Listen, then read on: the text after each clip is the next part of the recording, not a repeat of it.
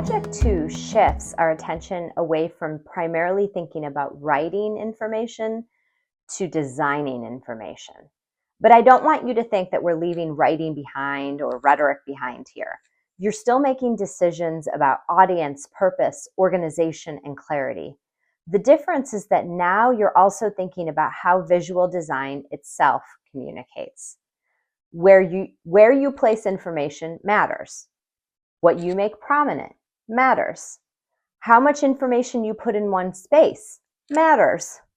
Typography, contrast, alignment, spacing, hierarchy, all of those decisions influence how someone experiences the information you've created. Here's the Project 2 guide. I won't read through all of this because you're going to work through the guide and the weekly materials yourself. What I do want you to notice is that this project asks you to create a piece of visual communication for a specific audience and purpose. So although you'll be making design choices, this isn't an art project, and I'm not evaluating whether you have professional graphic design skills. I'm evaluating whether your visual decisions help the communication work. So for this project, in terms of deliverables, you are going to be submitting, of course, the audience and design planner, and then the visual document, and you can choose a format. I have a list of different options here. And then, of course, your project evaluation memo.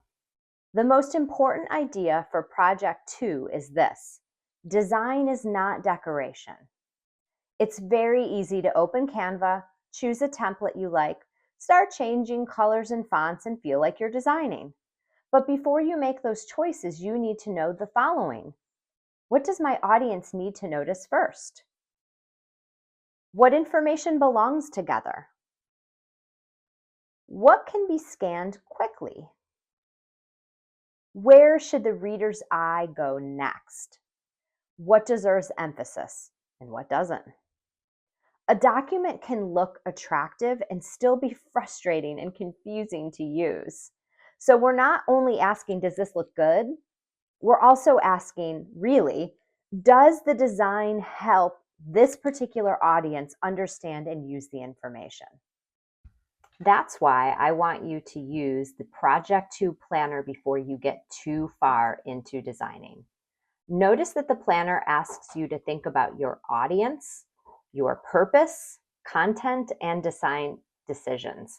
The order matters. I don't want your process to be open Canva, find a cool template, figure out where to put in it. I want it to be closer to understand my audience, determine what they need, establish the information priorities, then make design choices that support those priorities. As with Project 1, keep updating this planner as you work. The biggest trap in this project is creating something that is visually attractive but rhetorically ineffective. For example, you might have beautiful colors and images, but the most important information is buried. Or you might choose an interesting font that's difficult to read. Or you might try to fit in so much information into the document that the reader doesn't know where to begin. These are design problems, even if the finished product looks polished. So as you're working, keep asking, what is my audience trying to get from this document? And is my design making that easier? You do not need to be a graphic designer to succeed on Project 2. I'm looking for intentional visual communication. Use what we've been learning already about hierarchy, contrast, alignment, proximity, typography, spacing, and usability to make decisions you can explain. If you can tell me not only what you designed, but why that choice helps your audience, you're thinking about the project in exactly the right way.